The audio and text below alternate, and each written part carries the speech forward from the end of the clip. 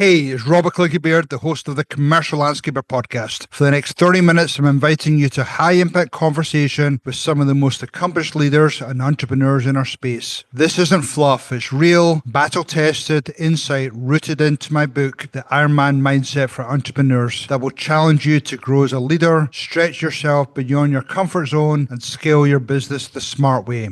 Our audience has now doubled, and I'm hearing every week how these episodes are helping business owners sharpen their edge, increase profitability, and raise the bar across the industry. So here's my ask. If this episode sparks something for you, please share it with either a teammate, fellow business owner, or a friend that needs that extra push. We're building something bigger here, and I want you to be part of it. Big news. Our digital courses are now live at wilson360.com. These are built for ambitious leaders like you, alongside training classes designed to build your team, along with the tools they need to win. I'm also thrilled to welcome our new sponsor, Bomb Data. They're transforming how commercial landscapers manage labor with intuitive analysis and help you control costs and boost margins. Check them out, and if you're ready to make data your competitive advantage. Thanks for listening, and let's keep pushing things forward. Urtur is a lifestyle brand born from grit, founded by Zach Strausser. Their mission is clear: to raise $1 million for the trades by supporting vocational training across North America. Urtur makes tough, smart gear built for landscaping and snow pros who work hard outside every day in all conditions. Their apparel puts safety first, helps crews look sharp, and honors the pride in their craft. Every purchase has purpose, fueling training programs, and building a resilient workforce. Urtur isn't just workwear, it's a culture of respect, resilience, and results. Jon Gohl. Jon, welcome to the call today. Hey, Robert, thanks so much for having me. Stoked to be here. No, I'm excited. We obviously hung out quite a bit in Costa Rica at the Leaders Forum, and we had some amazing conversations, great dinners, and I thought we need to get Jon on the podcast, and you were all over it. So I'm glad you're here today. Maybe for the people that don't know you, maybe you could just explain a little bit about your background and what your current role is. I grew up in St. Louis, Missouri. I am so excited, especially at this point in the year, to be in San Diego, but grew up in St. Louis. Struggled to find where I was going to go in my career path, discover the landscape side and how I could leverage that with some of my Spanish skills. I was always passionate about Spanish and grew up as a production manager with a relatively large commercial company that came from good process, procedure. Decided, Robert, like as you stated, decided to marry my beautiful wife and moved to San Diego and get in the software side of things. And it's just opened a tremendous amount of doors for me. And it's why the reason that we're here to get today. So thankful for that. At Aspire, in my past 11 and a half years, I've been heavily involved in implementation. It's a critical time for organizations to step into new technology. We haven't had a tremendous amount of exposure to technology, or more so, technology companies focusing their attention on us. So it was a unique period to transition to, and now I'm more heavily involved on the customer experience side, Robert. No, and you do a great job. I've seen you speak at a bunch of the events, and you do an amazing job in delivering your message. And there's a lot of people in the industry who have a great deal of respect for you. So I'm grateful for you to be on the show today. So one of the things we talked about just offline there was just, the term possibilities came up. You gave me some amazing stories about some of your background in terms of learning Spanish and cycling. I'd love for you just to start that journey, share part of that journey, and let's see how the conversation goes. All right. Well, I'll do my best, Robert. Thanks so much.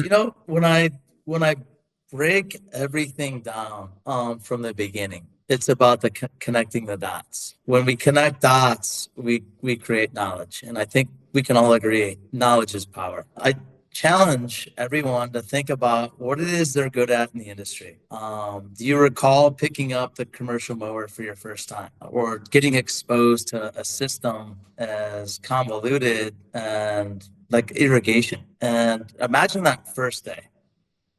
Imagine how many dots you connected, because it was probably a tragedy, right? But imagine how many dots you connected since then and now. And you become masters, right? Your perfect stripes, dealing with slopes, hiding circles around trees. And I think we forget that sometimes. We forget how much we've grown. But what I think is really important as leaders in this industry or wherever we're at in our company is to teach those other people what we know.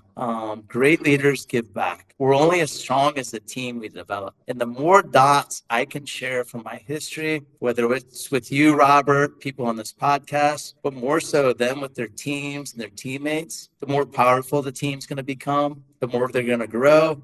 With that idea of, I want to find my next job replacement. I want somebody to be coached up and understand what they need to do so our company continue to scale. And then I think about, like, just speaking Spanish, Robert, you asked me to talk about that. I understood as a child. My cousin, she was working in Honduras for 5 years, and the Iran-Contra scandal, that whole thing in Nicaragua was going on. And every year she came back, she was speaking Spanish. I was amazed, like, wow, how can I do this? And I pushed myself, but I had great leaders that pushed me to understand the language, to embrace it, and to really own it. And they took it much further than just the language itself, but the experiences I would have using the language.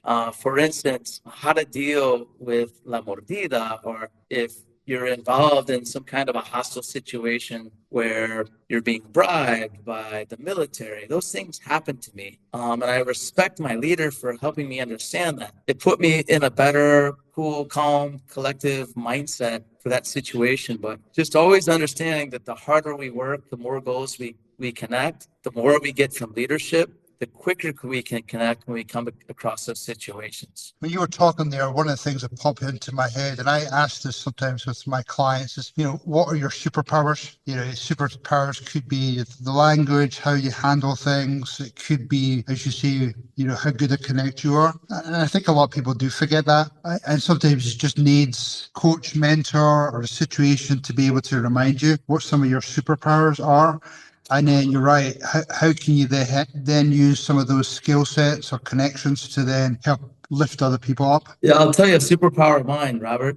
And I learned it at a conference. And I'm not a big conference person. I'll give everyone a superpower here, and we already have it. And that's creating possibilities. We are our greatest storytellers. And while it's a strength, it's a weakness. Too often our stories go to, I can't do this because this happened, or I'm texting with my new girlfriend and she hasn't texted me for 2 hours. Stuff's hit the fan. And the reality is something else. But we're on the opposite side, we're our greatest storytellers. And I'm going to tell you this why, folks. Think about it. If you wanted to lose weight, if you wanted to run a marathon, if you wanted to achieve a goal, the superpower is creating that possibility. The superpower is not internalizing it and just, I'm not going to tell anybody I'm on a weight loss diet. No, we've got to share it. The more we share it with people, the more people know somebody or they've been through that event already. If folks want to help people out,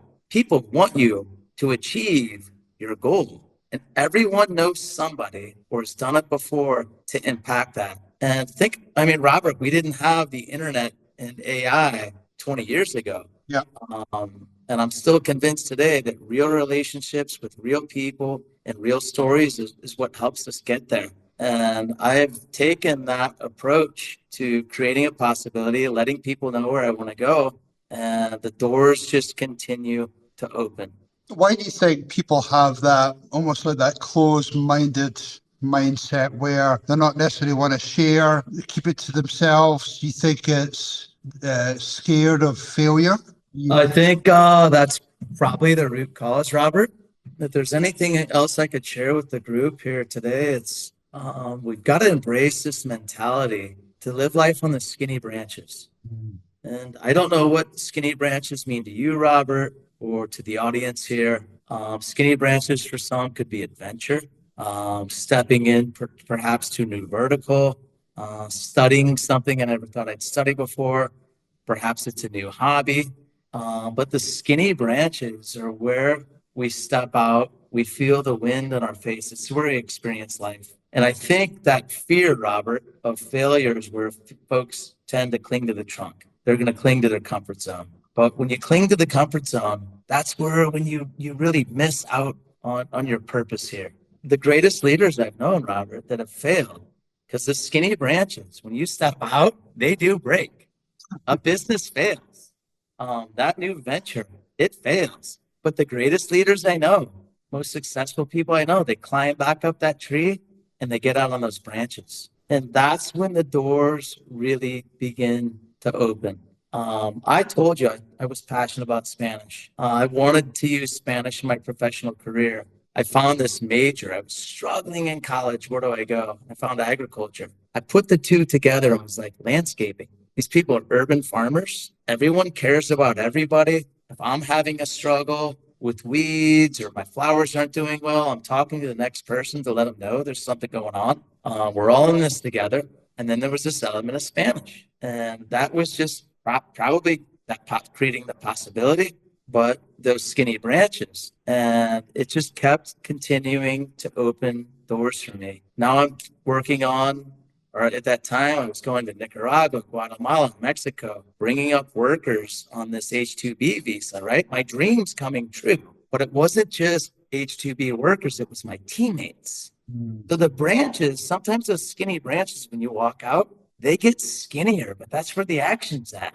And now I'm bringing up my teammates, our team, and it just continued to roll on and on. But when we do so, I think that's when life becomes beautiful. Oh, for sure. You start experiencing things that you never even dreamed of before, creating those lifelong memories, lifelong experiences. Related to this, I actually had a call yesterday with an old triathlon buddy. We actually did Ironman Switzerland together. We probably hadn't talked for 10 years or so, but he just reached out the blue. And one of the things that we talked about was, he's part of a group where they challenged him to write down his top 100 personal goals and top 100 business goals. And that was a real struggle for him. And he's still going through that process, but his mind has started to expand from where it was before. And as he starts to get more and more, I suppose, confidence in his mind expanding, he's adding more onto that list to try and achieve that 100 of each. But it connects back to what you're saying, is that maybe some of those things were not even in your mind before, but to help try and achieve some of those, and maybe you go through life and you might only achieve 60-70% of them, but you start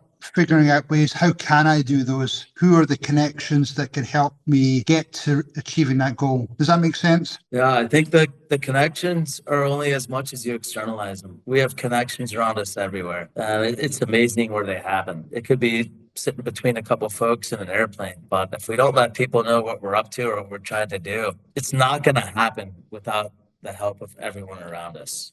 Yeah, and putting yourself in a position to be vulnerable, and to also put you in a position where, some people say that people are lucky, but I am a firm believer that you need to put yourself in a position where you're able to embrace those opportunities when they arrive. And that could just be through, the connections, as you say. Now, I know you shared with me some stories regarding cycling and the pro circuit. I mean, some of those must be good examples of your connections you've made and just connecting the dots. Yeah, I'll share a bit about that. What I first want to say, Robert, is leaders step on the skinny branches, and sometimes they do break. I respect a leader that had the courage to step out onto a skinny branch. And what it does is that leaders say, I made a wrong decision.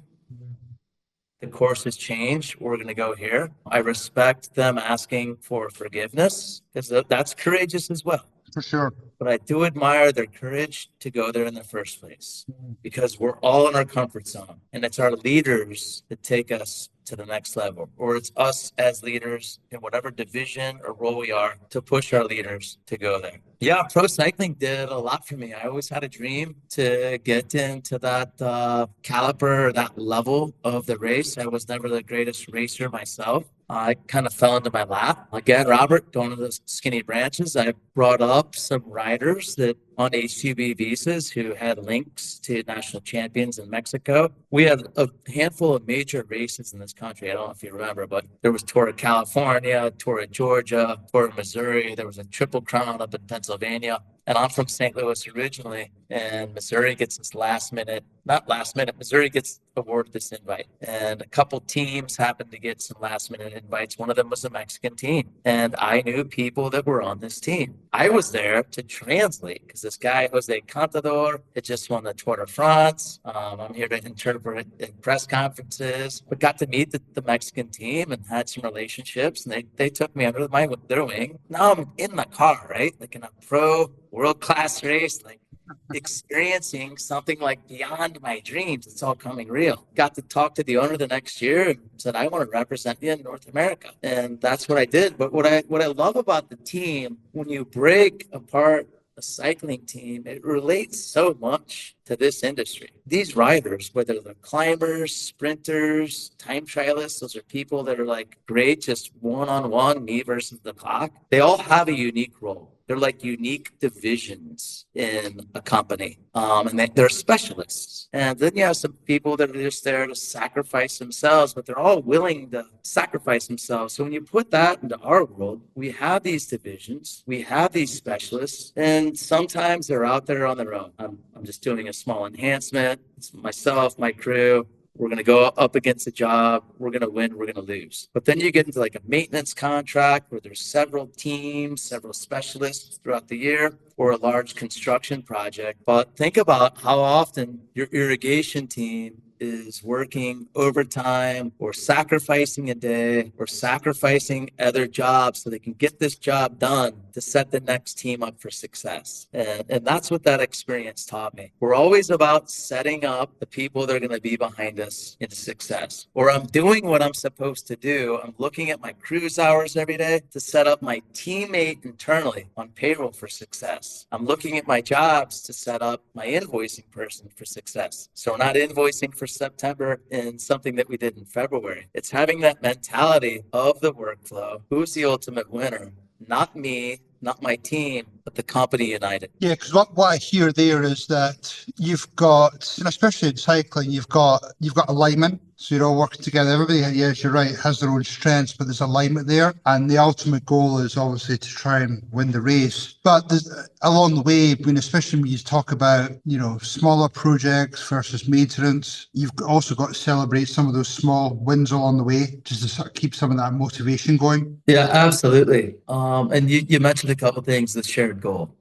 Great teams have a shared goal, whether it's a small project, a large project. We've got to let everyone know what the goal is. We've got to give instruction. And the greatest instructions, Robert, I expect you to do X, Y, Z today. Repeat that back to me so that we have a shared communication style. You understood what I said. You interpreted me correctly. I interpreted you. Shared communication style is super huge. And then that collaboration. But obviously, we've got to celebrate. We've got to celebrate. And it's not just celebrate amongst ourselves, but I really think that we should create headlines to celebrate amongst the company or other teams, whether it's a safety meeting, a company meeting. But if we don't recognize those small goals and celebrate together, how are we going to achieve the great goal? And it starts with celebration and recognition. And the same thing, Robert, could be done with our failures. Hey, it was a tough race. We didn't do too well. We debriefed, but we found this to be a core impact or a core message that we need to bring back to the team, because that's a celebration in itself. If we can identify where we lost, how we lost, and why we lost, we can avoid that in the future by externalizing that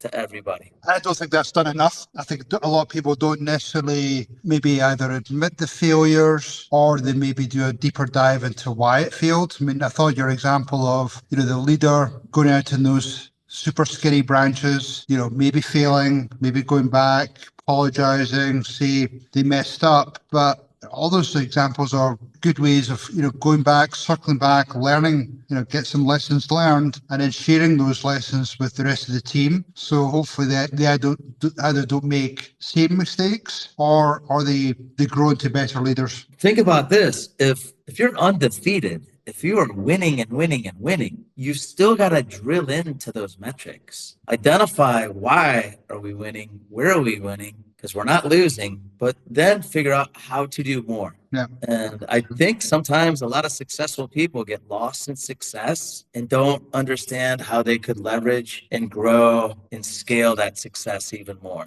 So we've got to understand the wins and we've got to understand the losses all the time. And I think some of those people that are super successful, maybe they think they're invincible. Maybe there's somebody, there's people not challenging them. Maybe not people not calling them out. I think that's a mistake. How do you handle the teammates, whether it be in business, whether it be going back to your cycling examples, where they're not fitting in? Maybe they're not part of the culture. Maybe they're bad apple, or they're just not aligned with where that future goal or future vision. How do you handle those scenarios? Yeah, that's a good question, Robert. First and foremost, I think part of it comes into when they join the organization in the beginning. We've got to do our best when we welcome a new teammate on board to understand our history, who we were then, who we are now, how we got there. They need to understand how important it is to wear the jersey and what the jersey means. I think assigning somebody, a veteran on that team, whether it's a leader or someone that's just been in the organization for a long time, to help work with that person and say, this isn't how we do it. If you hit a home run in baseball, we all know you don't stare at it or flip your bat. Some organizations do. Perhaps this organization doesn't. We run humbly around the bases. Having somebody assigned to do that is really important. It's something we've got to coach people on. And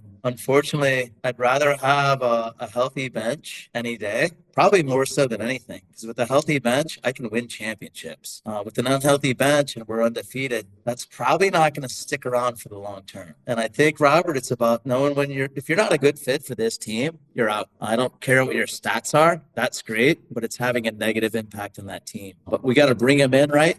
We've got to learn to cut the cord and walk on. Because if we don't, we're going to be walking alone. Yeah, and I think people are maybe scared to do that because they've either got a big name, there's maybe a big salary involved, and they're worried about potentially what happens. But I've usually found that making some of those tough decisions by cutting out some of the negativity or the poor team member, other people will step up, because if you leave them around long enough, then there's a danger of you're losing respect because your employees are seeing the challenges and they're wondering why the owner's not dealing with it. Or they may even find that some of the other team members might leave. What's even worse is that big hotshot you brought on board isn't allowing the new people to emerge. Some people at that level get so lost in their own ego, they're not willing to share and to teach. They're going to be replaced at some point, and we've all got to be comfortable with that. And we've got to welcome a replacement. We've got to want that to happen. That's part of the culture. That's part of the whole team history. And I think sometimes too strong a player doesn't let those people who want to emerge, who want to speak up or want to ask for that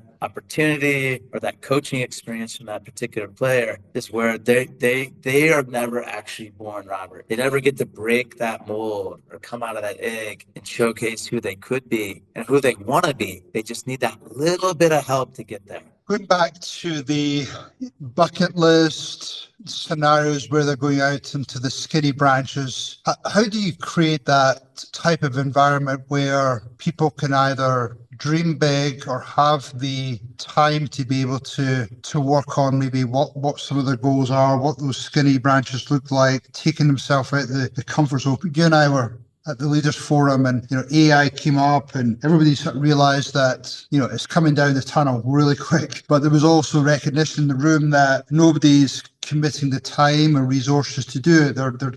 They're too busy. Companies will grow by people taking risks and opportunities and putting themselves out there a little bit. How do you create that safe space to do that? You have to understand and embrace who we are. We're masters of change. Think about that for a second. Masters of change. Whether it's a change of the weather, my materials now are more costly than they ever have been. There's a shortage of labor. The unexpected happened. I know nobody in most industries like the people we are to embrace change. We do it every single day. Sure. Courses change every morning. I'm short 5 people. We can't do this today, so we're going to move these resources elsewhere. We're already gifted at that. when I think about the technology side, as I said earlier today, we didn't have that attention. We didn't have that technology. We didn't grow up on it, right? We didn't start out as an AT&T phone company 50, 30, or whatever, how many years ago. But we've got to embrace what we're good at, and we've got to embrace its change. It's coming, and get on board with it. But we're slow to, right? Why should I get to this now? I'm so busy with this other stuff. But the sooner that we do get on it, the sooner that we get there and we start winning. And those are skinny branches, Robert. And those are some tough ones to crawl out on. But it's no different than changing that skid steer where everything was done with our feet. Now it's our hands. We're like, whoa, no different. It's just the way things are going. And I hope that answered your question. We've got to embrace who we are and understand that there's a great change coming. I mean, look back at it. We were all frightened of the internet. It's nothing now. It's everyday stuff. But let's get on board. I'll tell you now, I feel bad for folks that don't get on it. If we miss the boat, it's gonna be a long journey. sail at sea. We've got to get on the boat now, right? We've got to get after it. Now, what do you see? I know you're involved in some great surveys and did a great presentation in Costa Rica. What do you see coming down the pipeline in terms of technology, AI, how companies or people need to adapt just to sort of try and embrace what's coming You know what I didn't see, Robert, are how many of our audience are not embracing the technology, the AI, the marketing. Was I shocked? A little bit. I mean, there were over 1,000 people we asked. And so what I saw was opportunity. I saw possibility. I thought, wow, if I found out that about me in my company and no one's doing it, now's the time. I've got to attack. I'm going to create a task force. I'm going to create a plan. As skinny as it may be, it may fail, but I'm going to get out there. I'm going to get ahead of my competition. That's what I saw. I think we actually talked about it afterwards, just there's those opportunities ahead of us, there's possibilities being ahead of us. Jon, I know we're pretty close to wrapping things up here. Any other great shares? I mean, again, you've got a great industry experience, world life experience. Any other things you could share just for these up and coming entrepreneurs? I seem to be seeing more. Even though we're seeing a lot of companies sell, that M&A activity, I'm also seeing some of the younger, hungry, they're obviously listening to podcasts and grasping all this information from places, and they're growing their business really quickly. What were some of your lessons learned for some of those up and coming entrepreneurs? Take a good look in the mirror. Sometimes we don't do that. But understand who you are today. Put yourself in this place for a second. And I did a couple years ago. My father died. And I had to step into a tailor. And I hadn't looked in the mirror quite like a tailor does, or with a tailor, and realized who I was. Now, think about who you want to be. How do you want to look? How do you want the suit to fit in a few years down the road? And set that goal and remind yourself, who am I now and who do I want to be? The challenge, call it what you may, Robert, is some people never look in the mirror and they don't have that dream.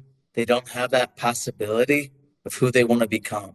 And some of those that do, they lose it during the change and they go back to who they already are because that's who they've always been. But with all this technology, with everything coming out, dream bigger than you ever have.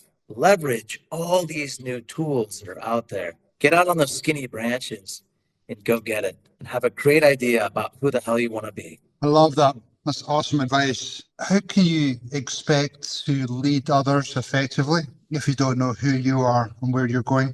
How can you lead others effectively if you don't know who the people you're leading are and who they want to be? Yeah.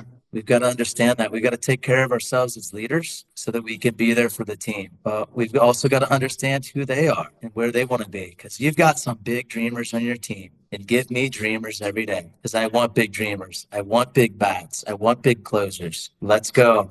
I had no idea you wanted to be that. Even better.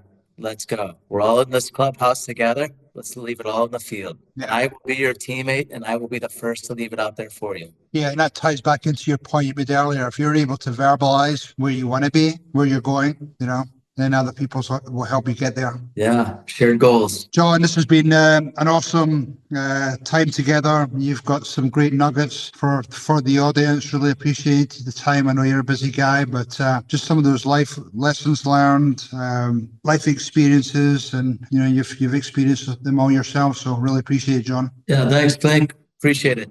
Okay, take care. Thank you, Jon. All right, buddy. Bye-bye. That's a wrap for today's episode of the Commercial Landscaper podcast. I hope you're walking away with one powerful insight you can apply immediately, whether it's in your leadership function, your operations, or how you show up every day with that Ironman mindset. Remember, growth doesn't happen by accident. It happens through intentional moves, bold conversations, and surrounding yourself with the right voices. That's what this podcast is all about. If you found value today, do me a favor. Subscribe, leave a review, share this episode with someone in your circle who's ready to raise their game. And don't forget, our Wilson 360 digital courses are now live and ready to go. So go to wilson360.com, explore the tools that are helping hundreds of contractors to level up across leadership, account management, and operations and more. And a huge shout out again to Bomb Data, our newest sponsor, helping landscapers make smarter decisions with real-time labor analytics. If you're serious about margins, they should be on your radar. Until next time, stay sharp, stay focused, and keep leading with purpose. Have a pure, dead, brilliant day. Cheers, everyone.